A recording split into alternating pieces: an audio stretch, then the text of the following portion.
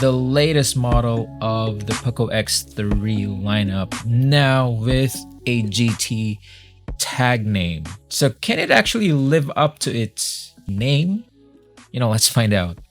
Alright, so today we're going to be giving you all of the specification of the POCO X3 GT, plus we'll be unboxing it as well, and I'll be giving you my initial impression of this phone.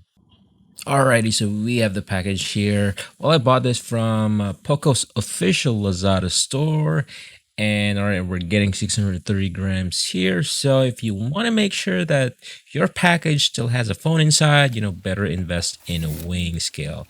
So anyways, let's open the package here. So we're getting an invoice. So anytime you purchase from an official POCO store, it'll come with a 1-year warranty, which you can bring to any POCO store. Let me just unbox this thing. So we are getting POCO X3 GT. There, it's the usual black box and yellow inner box. So alrighty, so there we're getting a SIM card eject tool, we're getting manuals, and a USB Type-C to 3.5mm adapter, and the TPU case, which is it's a clear one. All right, now there's the phone, and we're getting a Type-C charger and a 67-watt power brick. So all right, here is a rundown of POCO X3 GT specification. We're getting the Dimensity 1100, 67 turbo charging, 120 Hz display, and a 64 megapixel camera. So let's remove this plastic film. And all right, it is actually on the lighter side, and that's actually a good design.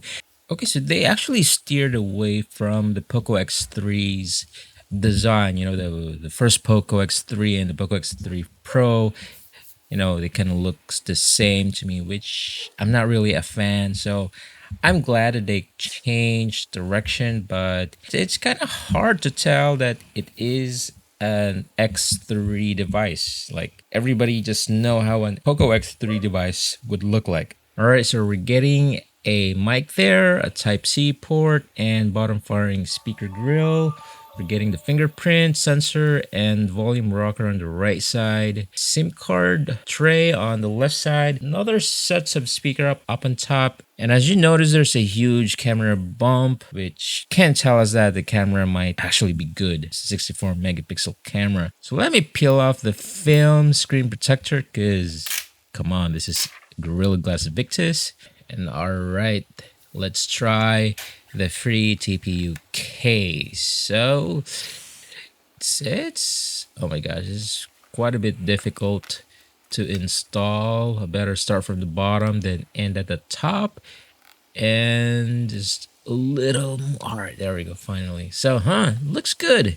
Really looks good on the clear TPU case that we have here. So this is priced at 15,995 pesos, and it comes equipped with the latest Dimensity 1100 SoC at 6 nanometers, and it has Corning Gorilla Glass Victus at the front. It also has a 6.6 120 Hz screen, and it has a 64 megapixel camera, 67 watt fast charging, and it has IP53 dust and splash proof resistant. It has a stereo speaker setup and almost asymmetric setup with the bottom firing and top firing one, and it is a slimmer, lighter phone compared to the POCO X3. This is the first time I've seen this design kind of have that corrugated feel and texture. I also love how the sides feel. It's sort of like a brushed aluminum, but the front or the display or the screen is just, I don't know, it kind of looks horrendous to me. Just look at those bezels. The bottom and on the sides and up on top. It's ugly, man. I mean, we're actually in the higher mid-tier department here. I have this on this phone. The display is actually pretty good for an LCD screen. I mean, If you're kind of like me who prefers how Samsung renders their colors, I've set this to saturated and warm color temperature, and I'm getting a really good color reproduction. I'm getting a blacker black, sort of close to how an AMOLED would render that color. As soon as I set the refresh rate to 120 hertz right off the bat, it greeted me with this buttery smooth UI navigation that I never felt with the POCO X3 Pro. The only cons you get with an IPS LCD screen is when you're viewing it on direct sunlight, so it's not going to be as clear as an AMOLED screen. Also paired with a good display is L1 wideband certification, so there's going to be no issues in viewing HD content on Netflix. The camera here is a huge step up compared to what the X3 Pro has. That has a 48 megapixel main sensor, while this has a 64 megapixel main sensor. This has the Dimensity 1100 SoC at 6 nanometers. I'm actually quite intrigued with that. They say it has flagship level performance at a very affordable price. Quite close to Snapdragon 888. So let's find out if it's indeed true. Using it, setting it up, it's a pretty smooth phone, kind of same level with Black Shark 4 and the Realme GT. I'm working on the full review on that phone, so stay tuned. Also, the speakers on this phone is really good. It is in stereo setup. It's an almost asymmetric setup. The bottom firing speaker is up on top while the top speaker is on the bottom, and it's been tuned by JBL.